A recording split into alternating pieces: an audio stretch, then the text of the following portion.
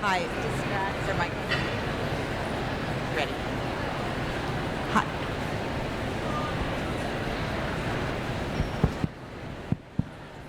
Hi, everyone, and welcome to our conversation with Amy Tan. I'm Leigh Haber, books editor for Oprah Magazine, and I am absolutely thrilled to be moderating this discussion. I've had the chance to read Amy's new novel, The Valley of Amazement, and it is phenomenal. You're going to love it. So let's get right down to it, Amy. Welcome. I guess my first question is, where does the title come from?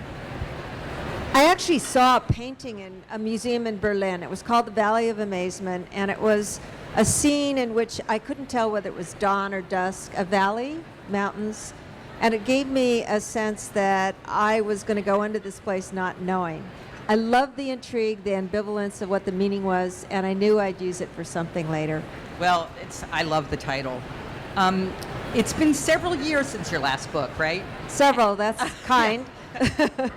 And during that time, you've had some health problems, some anxiety that you've been very open about whether you could write another novel that people would respond to and that you would be happy with, which was kind of amazing to me, knowing that you're the author of so many wonderful novels. So how could you have really felt that insecure about your process? You know, a lot of writers I know, my friends who are writers you would know, really well-known writers, they all have this anxiety, believe it or not. It's as though each new book gets harder. And I think we're hard on ourselves, but also we worry about natural things like, we're getting older, maybe our brains are not as flexible, or we're treading on the same ground. We're much more aware of our writing, and that makes it difficult. I did think, because I have had a brain disease, that I wondered if I had lost some ability to write, because I'd read these pages the next morning and they'd be terrible. And I think, I have a doppelganger who's writing terrible prose when I'm not looking. Well, it doesn't show. We're glad that you delivered this. Thank you. And I also wanted to ask you a little bit about creativity, because you gave a great talk at the TED conference, I think it was in maybe 2008, 2009, about where creativity comes from. I don't know how many of you guys have seen that talk, but it's fantastic. And you do this kind of riff on, creativity coming out of nowhere, making something out of nothing. You bring in string theory and physics and all cosmology, and as an author, you're a cosmologist, really. So can you tell us a little bit about the origins of creativity as you described in the TED Talk?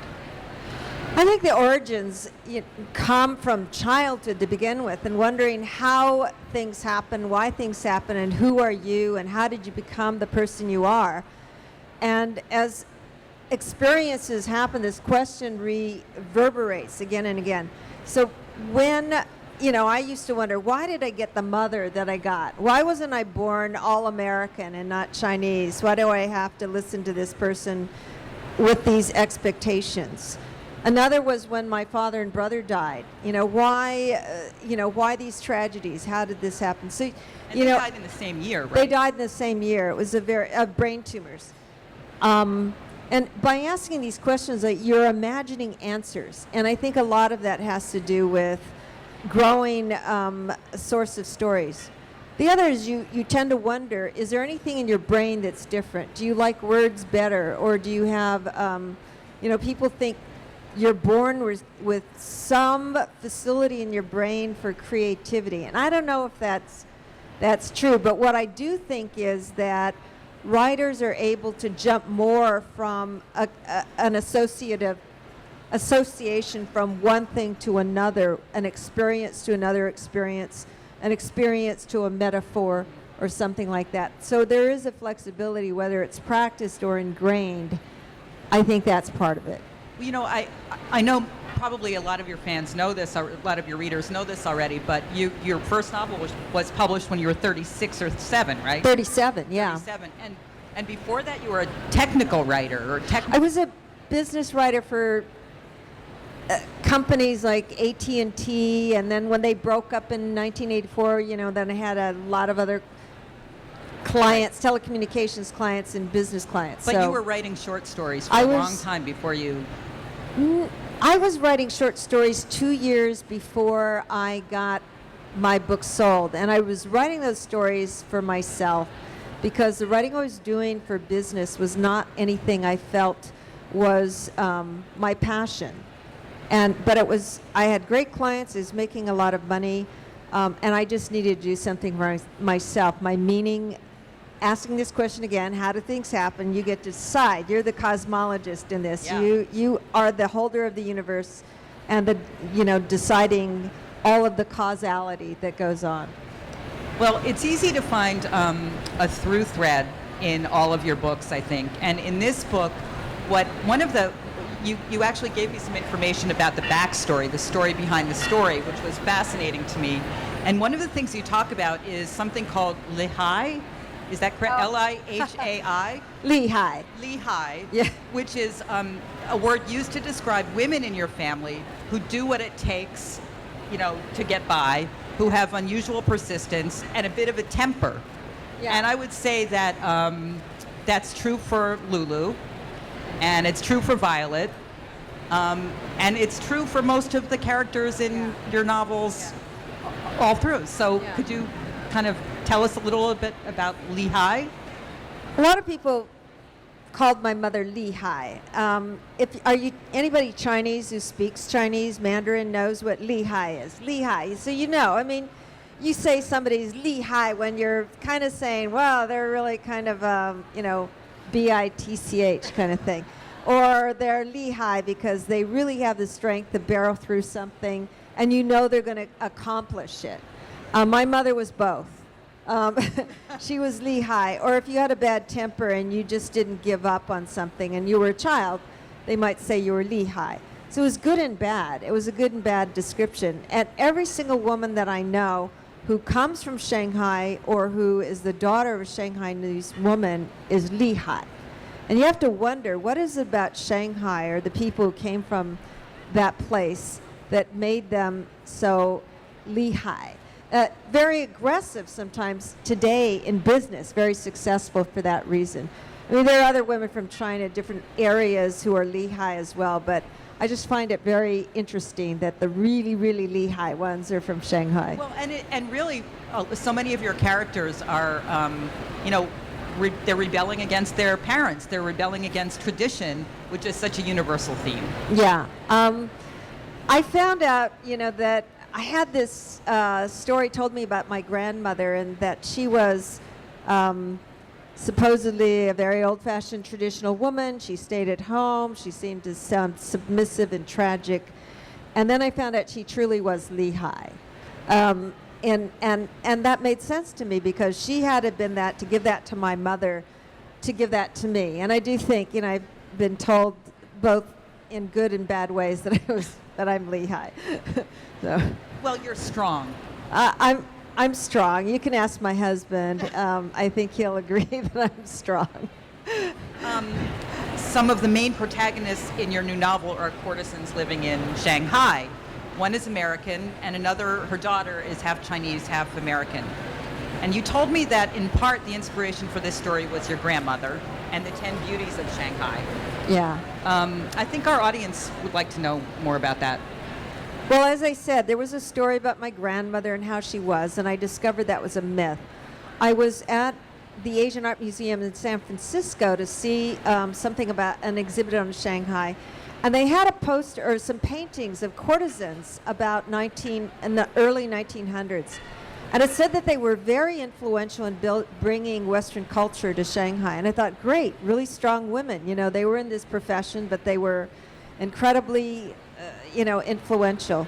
I bought a book about courtesans, took it home, was flipping through the pages, came to a page with a photograph, and my jaw dropped because it was called The 10 Beauties of Shanghai.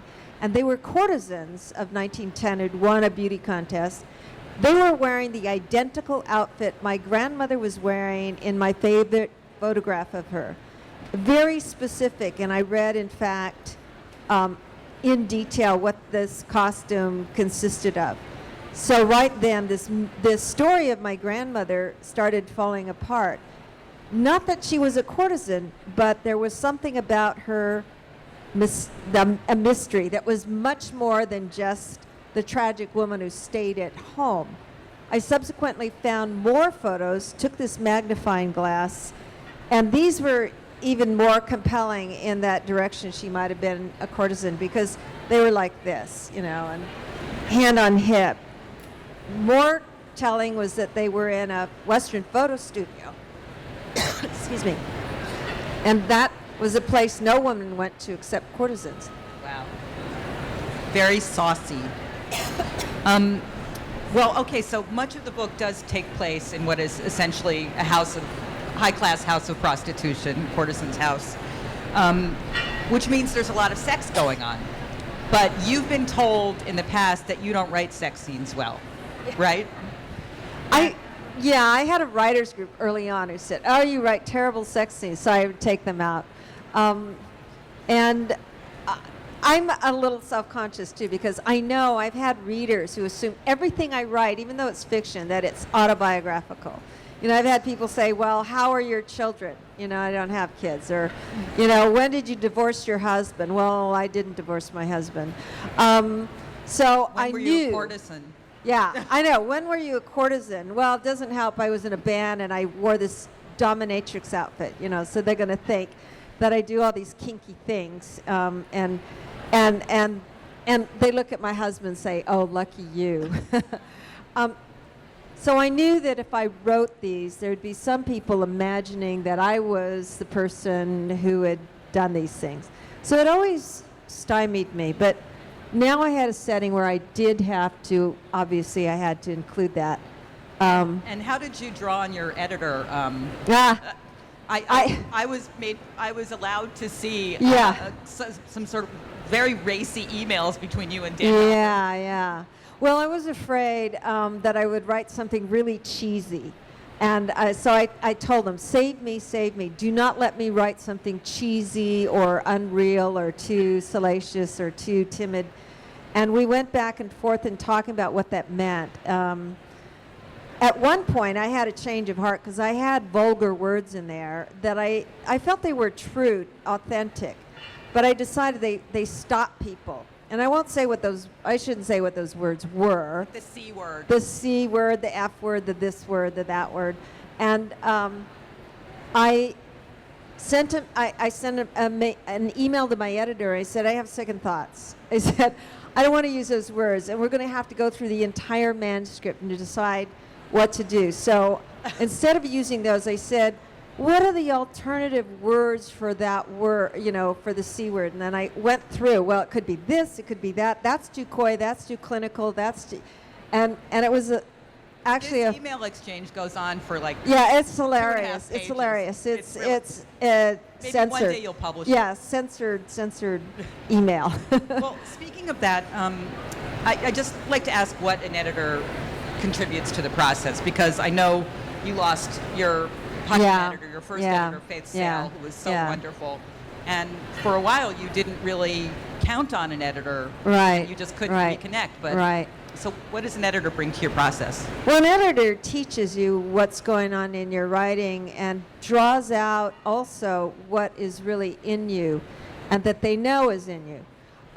Dan Halpern of Ecco Books, he's one of the legendary editors in the business, and you ask anybody, he's phenomenal. So I feel very lucky that I wound up being with him. He's a publisher, but a poet, many different things, a gourmand, you know, but he agreed to take this on and was both really, really encouraging, feeling confident, knowing what was in me, also to make it better. And he would point out in detail the chronology, what happened in each chapter with each character, everything. And then he would have comments. So he just summarized, and he'd have comments on each one, plus within the text itself. Now, this was 900 pages in manuscript. Comments on the craft of the writing as well. amazing. You don't get that kind of editing almost anywhere with anyone. And he really did have a profound effect because he didn't even realize how much you were going to revise as per. Yeah. Right? Well, because of his comments, he really allowed me to focus. 8 years is a lot of time for you to just veer off in different directions. And suddenly he was the one who was able to see, well, this is the direction I think you wanted to go, and you went off this way, or you didn't stay here. And he, through his comments and questions and suggestions, I had that clear architecture. And I was able to go back relatively quickly to recast the entire book. And when I gave it back to him, he said, "You did an incredible amount of work. I didn't expect you're going to rewrite the book. It's like a different book." And I said, well, I had to. I mean, based on what I suddenly knew, I had to recast this book. So I'm really, I hope you're happy with the way I recast the book. Well, I just want to throw out some of the names of characters, and maybe you can say a little bit about each of them. Violet. Violet is our central character, and she has a mother named Lulu, but Violet is a woman who keeps changing. She has Chinese names as well. The Chinese name for Violet is Zizi, but she has nicknames. Fiaola, which is Shanghainese for go away. And her names evolve as she does. It's also the name of a little flower, and the meanings of the name come to be both good and bad to her. Flowers that were inconsequential, it seemed. They were so tiny, not a flower that any courtesan or any woman of consequence would ever choose. So that's Violet.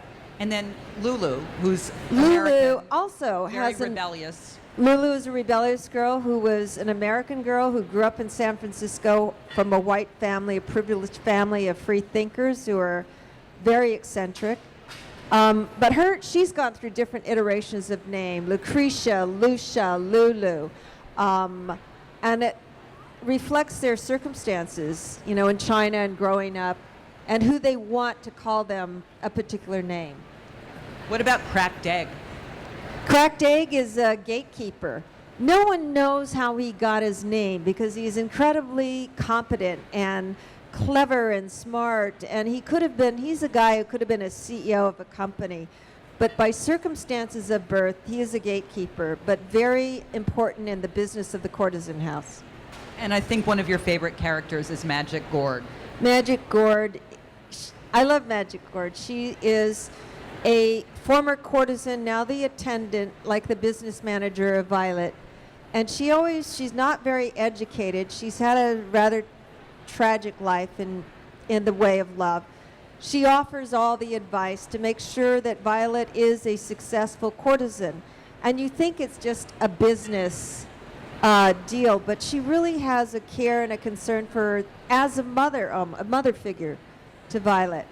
I will tell you that the name Magic Gourd is, it comes from part of a Chinese saying that has to do with luck, but it's also rather vulgar. When you think of a gourd, her name means all that you wish.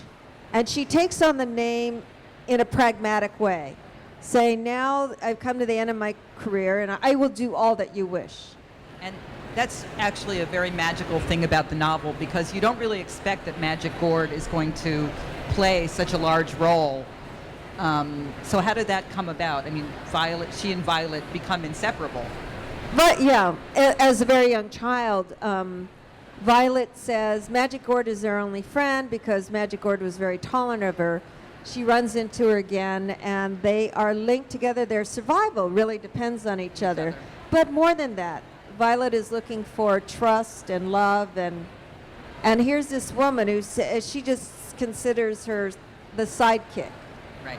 And their relationship grows, and there are realizations both ways. So your publisher threw a great dinner the other night, and I was seated next to a lovely woman, a bookseller named Megan, who runs the Harvard bookstore. And I said to her, what would you most like me to ask Amy on stage?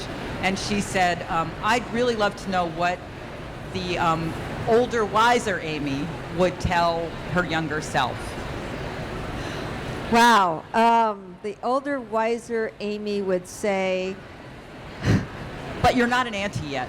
no. I actually am an auntie to two wonderful nieces. Boy, that is a really good question. The older me would say, learn as much as you can about your mother. I mean, I learned as much as I thought I could, but there were so many more things that I wish that I had asked her in incredible detail. And that happens, as I go along, that I want to know that. What would you like to ask her, if you could? More about her childhood, but also in that transition after she lost her mother, what did she feel? As an adult, what were her hopes? When did she lose hopes? When did she change? It's funny. I guess I can't answer that question of what the older me would want to tell the younger me, because I wouldn't want to change myself. I needed to go through all those stages to become who I am. And it's like what Violet says to Flora, that her daughter, at the end when she discovers her, and Flora says, if this hadn't happened to you, who do you think you would have become? And Violet has always wanted to become someone else. But she ends up thinking about it, and there's an answer. I don't know whether I should say, because it's in the book. It's really the answer of what she finds by the end of the book, and her answer is really my answer. Oh, that's such an important message, I think, that you have to go through all those stages of your life in order to get to where you are. Yeah. And just be patient. I guess I would just say, be patient. It's not going to be worse, and what you're doing now is fine. I think that's it. All right. I just want to randomly kind of hold up this incredible photo. I don't know if you guys can see this, but Amy emailed me this photo the other day, and can you want to describe it and tell people a little about it? If you can't see it, I'll do the pose for you. Oh, I knew you wanted to do this. You like being on stage, Rock Bottom Remainders. So that is my formerly traditional, old-fashioned, quiet grandmother. I say formally because obviously she wasn't quiet and traditional. She had a lot of spunk. And, again, I can't say whether she really truly was a courtesan.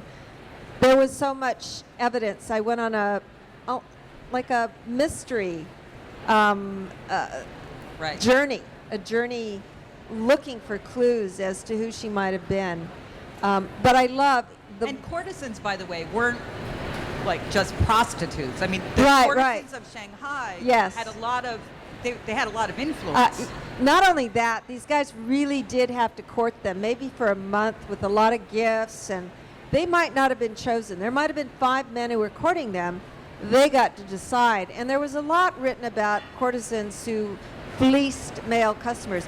I tend to think of them more as business women who were very savvy and knew how to get their way. They had the most amount of freedom of any class of woman in general in China, beyond wives who were constrained by what the expectations were by their mother-in-laws, by their husbands, by tradition. And so, but very tragically, their life as a courtesan, as having this freedom, lasted very briefly, from, say, the age of 14 to the age of about 21. They were washed up. They better have a circumstance in hand, or they were headed downhill into literally the gutter. This is a very sad life. There's no romanticizing what this life was about. You think about sex slavery, and a lot of it was that. Right. So. Right. We have time for just one more question between us before we open it up to questions. I'm the books editor for O Magazine, and Oprah closes the magazine every month with a piece about what she knows for sure. So, Amy, what do you know for sure? Wow, all these difficult questions. What I know for sure is something about myself, and that is that I will never stop wanting to discover something new. And I don't mean going out and jumping out of an airplane and parachuting. I mean, I have to discover something new about myself and about the world that I think no one has ever known before.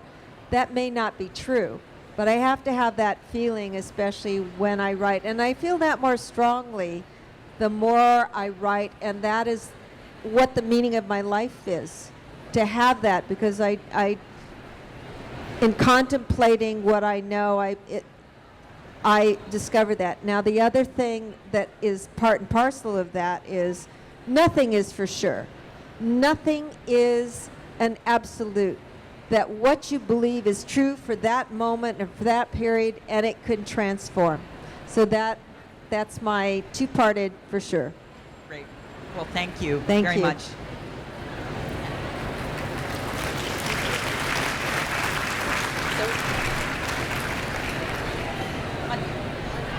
Okay.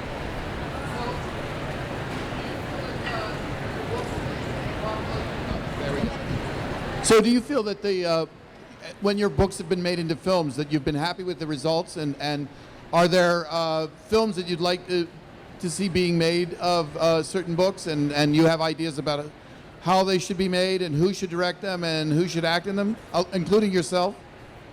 There was a film made of the Joy Luck Club, and if you didn't like it, you can blame me, because I was co-producer and co-screenwriter. I not only loved the result, I loved everyone I worked with, from director, producer, co-screenwriter, actors, production people. They were fabulous, and we had total creative control, something very hard to get for a little film like ours, let alone any other. New movies, I have had deals for 3 movies. I've walked out of them. I just wanted to be a fiction writer and stay at home. You have to go to meetings all the time when you're doing this other stuff. I did do an opera. I love music. I wrote libretto. That took 3 years out of my life, and that is one of the reasons why this book is delayed. Okay, I'm not lazy. I didn't have that many writer block moments. But thank you. Anybody else? I'd like to ask you a little bit about your writing process. Like, do you like to outline, or do you prefer a more organic way? Like, are you the more organized, or are you the more organic kind of writer? Do you know about organic composting? That's my process. It's very, very organic. There's a lot that goes in the trash. There's a lot that gets tried and thrown around. It's not a process that I would be able to say, here's what you should try. I start off with journals, and I write down a lot of my observations that about anything in life, my thoughts. It could be a description of a place, but also could be my thoughts at the time. Times when I wake up from dreams or just before going to bed are very fertile times for ideas. I write down, here's a very important thing. When you write something in a journal, either make a notation of what is your thought and what is something you've heard somebody else say. You don't want to get trapped in this idea that you're, it's called plagiarism. A lot of people have been caught by this, so I'm very careful with that. The other is I do a kind of outline where I start to write a sense of it. It gets changed. It's so different, though, from what I started with. I may have one sentence left out of 100 pages I've written. Everything, though, I don't feel is a waste. The writing itself is what's important to me, and I'm always discovering something so that I can easily, by the time, and I did, by the time it was getting to that part of the book where it's going into final draft, I literally threw out 3 chapters, and in another one consolidated 2 chapters and threw away 52 pages. Threw away means didn't use them, but they're still there. The whole experience of writing them is still there for me. It's just that you don't get to see them, and if I showed them to you, you would say you were glad that you didn't see them, because they're a detour. There's something not really relevant to the novel. Do you feel like you have to write every day in a very disciplined fashion? I do feel I have to write every day, and I don't. I wish that I feel guilty all the time. And this period to me right now, over the last month, has been such a joyful time of waking up deciding to do something and saying, I don't have to feel guilty about going off and doing this. Because you're done. I'm done.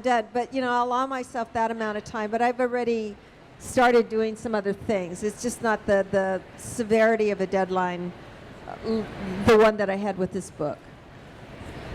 Anybody else have a question? Yeah, this relates. How do you get to work? Do you have rituals that you perform? Do you I'm go- sorry, I can't hear you. Put the mic closer to your mouth. Yeah. How do you get to work? Do you schedule time in every day to write, or do you have rituals that you do before ask you go to my work? husband. No.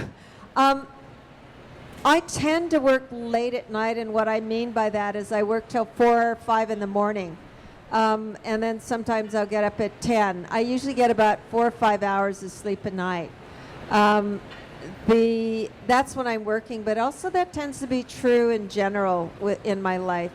I learned recently I get a lot of deep sleep, but 4 out of 5 hours is deep sleep. So my brain restores itself at least in that short period of time. I don't write in a real consistent way, because I can write anywhere basically, but the best place is for me to write at my desk at home. I can write on an airplane though. During the very intense part of the writing of this, I hardly ever got out of my desk. My husband brought me, bless his heart, breakfast, lunch, and dinner. He cooked me breakfast, lunch, and dinner, made it, put it down, just understood completely. Locked you in. No, I could have left. I always had these temptations by people. You want to go for a hike? You want to do... I'd always have to say no. I felt horrible. Your friend from 10 years ago you haven't seen is in town. Can you come and have lunch? No, I can't. It is the hardest thing when you get to a certain point where you have to keep writing and you're going to interrupt your concentration if you don't keep going. You have to say no to everything, including eating. So it sounds like you're possessed by the writing while it's happening. Toward the end, yes. So does it take a long time to prepare yourself to get to the writing? Does it take long to prepare myself? Once I decide that I'm going to write, yes. The biggest distraction I think that's happened to many writers over the last 10 years, 15 years is the internet. And like everybody, I'm very much sucked in by email and all of those extraneous things, and feeling I have to write 3 pages to answer a simple question. I'm garrulous when it comes to writing emails. I wanted to ask you, so obviously there's a different way the brain works, I think, when you're writing longhand versus typing on the computer. Do you think it's important for people to journal? I do. I write my journals in longhand, and for some reason I feel freer. It's much more spontaneous, and I can do it wherever I am. Don't have to unfold the computer and then say, oh, email waiting, check that out. I have ideas because I can use it before I sleep or when I wake up. All of those things are much looser, and I get to make little notes and in the margins and do stars and say that relates to this, or that might be relevant to that. So I think journals are great. Plus, you get to look back at the journal. It's like having a real book, and you look at it and you remember where you were when you wrote it. Here's another recommendation. Put down the date and where you were when you wrote it. And for some reason, that mnemonic will bring back more of the feelings of what you had when you wrote it. Yeah. Absolutely. Any other questions?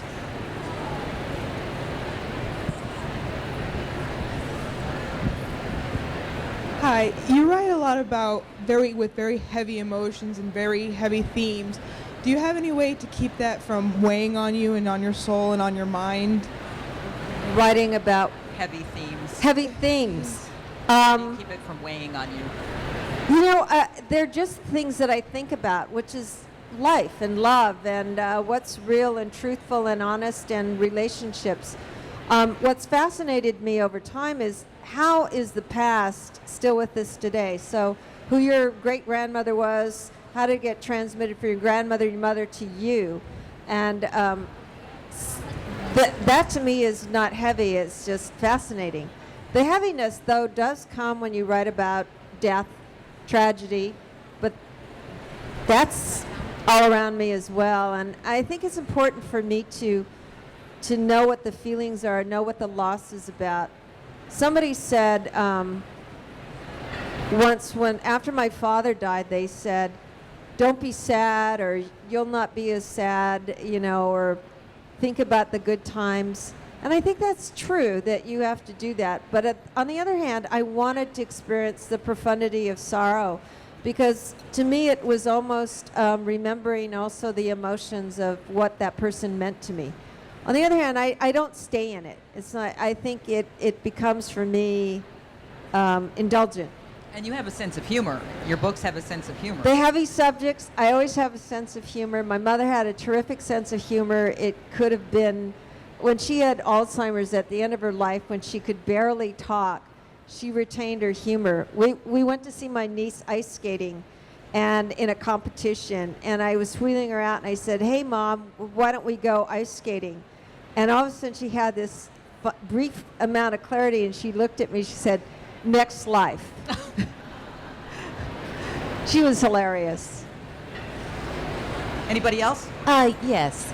Last time I heard you speak, your dogs shared the stage with you? Oh, my dogs. My dogs are usually everywhere. Where yes, are they? Yes. I have a dog.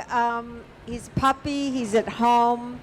He's a great little guy. I didn't give him a bath, and I didn't want him to come out and for people to say, boy, Amy Tan really smells bad. Because you go in a place like this, and maybe the show people don't want you to have a dog, so you have it in a bag, and not everybody knows. Anyway. There's a very important cat in this book. Yes, Carlotta, who is very much like my cat, a little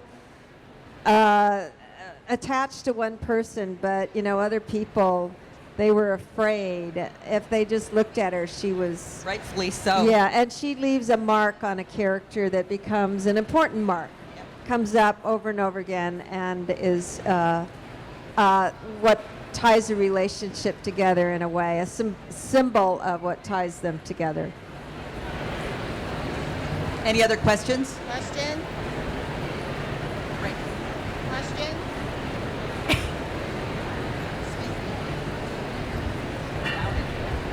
I know. I learned to do the mic when I was in the rock band. You put it really close to your mouth, closer than you think. Hi, I'm fascinated with your discussion about the power of the feminine as the courtesans used it. And I was wondering who you would compare the courtesans in our culture today. Who would you say they might be, or what might they be doing?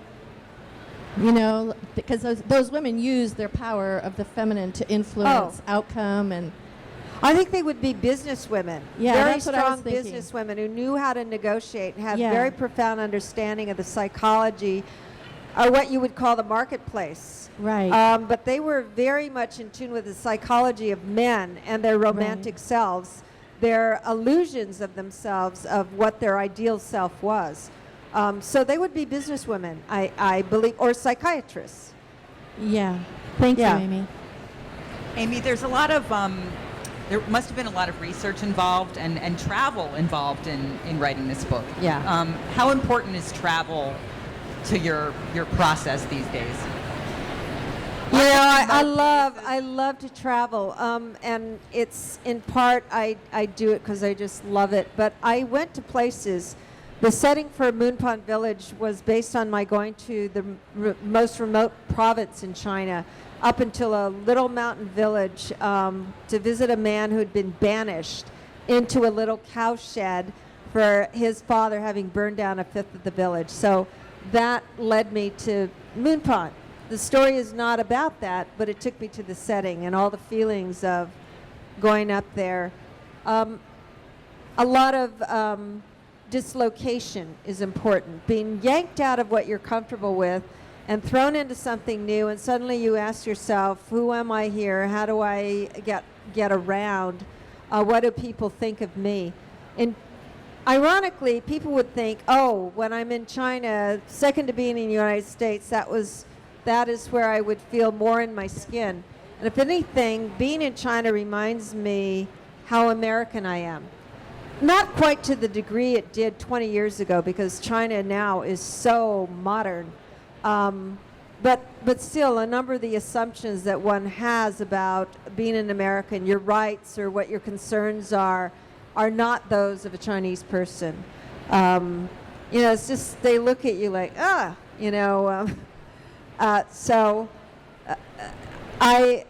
I think that travel is essential for that, also that sense of discovery.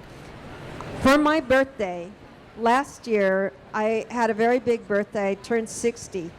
And I wanted to go to a place, I wanted to discover something new, like a scientist discovering a new species. I was with 3 marine biologists, people who do that as a living. And I said, if I discovered just that this parasite has never been seen in this part of the world before, I will take it. I discovered the ugliest tree ant condominium in Papua New Guinea that an expert on ants had ever seen before, and I took that. But that's the kind of thing. I had a goal. I had a challenge to find something for my birthday, and it was the idea. That's what I want to do the rest of my life, is always with the idea I'd find something no one's ever seen before. When I was looking on your blog, one of the things that really made me laugh out loud was your list of very important people you've come into contact with. Yeah. I've gone to other websites where people always have those photos of important people they've stood next to and had their photo taken with. And, I have a lot of photos of dogs and friends and things like that. But then I have a page that's like very important people, that also very, very, very important people, or very famous people. And probably one of the most famous was Bill Clinton. So I had that. He makes a lot of appearances. He makes a lot of appearances, and I will just say there's a number. Barbra Streisand. Yeah. My highlight with Bill Clinton was I was chosen to sit next to him New Year's Eve, 1997, and the table was so small, our thighs were pressing all night long. And the room was so loud like this, he had to lean over and whisper in my ear. It was thrilling. And I think last week or a couple of weeks ago, you had one of those magical encounters. Just a few days ago. Right. About 3 days ago, I was in Washington, D.C., and I was invited by Supreme Court Justice Sonia Sotomayor to have lunch with her in Chambers. And we had met at a book party for a mutual friend, Rita Moreno. And there we were, Lou and I, sitting there for an hour and 15 minutes, talking to her and having lunch and talking about everything from very strong mothers who worry about their daughters, yet not making our daughters worried so they can go out in the world and be strong, or about children who deny their race and are ashamed of their race, or about the best snorkeling in the world. It was such a gamut of things. Or about book publishing, book tour, all of these deadlines. So many different things that were fascinating. Deliberately did not get into discussions of issues that they are making decisions. She is a very smart woman, and she is going to make the decisions she needs to know, having a much larger base of information. I don't need to tell her anything, and she would not take it anyway. She has well-meaning people who are friends who send her books. She puts them aside. But did you just say she snorkels? She snorkeled once in this great place. It was the Dry Tortugas, and she said it was the most number of fish she'd ever seen. It was beautiful. There were also sharks, which frightened her a little. But we wrote this down. We were going to go, check it out. And so, yeah, advice on snorkeling as well. And then after that, later in the afternoon, we went to the White House. I was doing a speech at the White House, and I got to meet President Obama. I watched the helicopter land, and then I had my 10-second photo op with him That's the one that, you know, you get the 10 seconds and then you put it in your Facebook page and you say, I met President Obama. I truly met Sonia Sotomayor. I met President Obama for 10 seconds. But that was a thrill, too. Yeah, that's a good one.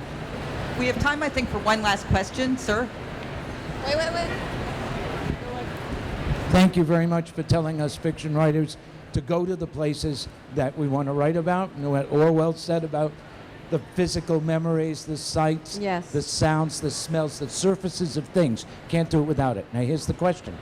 What do you say to writers of fiction about how to approach the balance between the author telling you what the character is thinking and feeling and letting the characters tell you through either dialogue or interior monologue? How do you, it's a balance. The latter is definitely the way you should go, Absolutely. that you have to go. And you end up doing a little bit of the other. But anytime you look at your narrator telling something, look at it and say, how can I get that to show? And let the reader discover it. When a reader discovers it for himself or herself, it comes through much more Absolutely. as true. They feel it. Thank you So- for two wise pieces of advice. Thank to you. everybody. Thank you. All right. Thank you for coming. Thank you very much.